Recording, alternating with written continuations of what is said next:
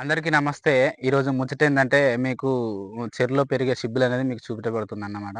అంటే సిబ్బులేంటి అంటారా? సిబ్బులంటే ఇప్పుడు తామర పువ్వు ఉంటది గదా! తామర పువ్వు మొత్తం ఆకులన్నీ రాలిపోయినంక దాంట్లో ఒక మొగ్గ లాంటిది ఉంటదన్నమాట. దాంట్లోనే గింజలుంటాయన్నమాట. ఆ గింజలనే సిబ్బులంటరు. అవి ఎట్లుంటాయో అనేది మీకు చూపెడతా ఇప్పుడు.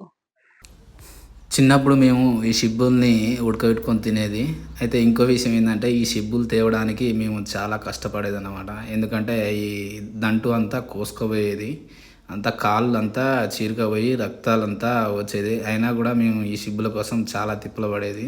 ఎట్లుంటాయంటే ఉడకబెడితే ఇది చిలక్కాయలు ఎట్లుంటాయో సేమ్ అట్లనే ఉంటాయి. మస్తు తియ్యగా, స్వీట్‌గా బాగుంటాయి. వీటి కోసం చాలా అయితే తిప్పలు పడేది మేము. ఇవి మీకైతే చూపెడతన్నా ఇప్పుడు మీకైతే.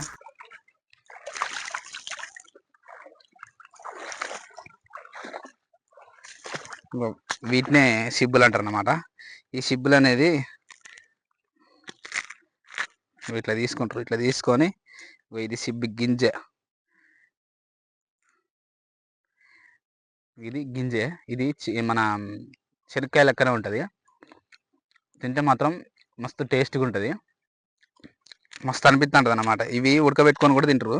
ఇంకా ఇవి మంచిగా కాలేదు. ఎక్కువ కూడా కాలే మనకు సిబ్బులు దొరకలేదు. చెరువుల ఎక్కడ లేదు. దీంట్లో అన్నిట్లే ఇదొక్కటే అయింది. సిబ్బులనేది కాలేదు ఎక్కువ. ఇంకా ఉన్నాయంటే కళ్ళు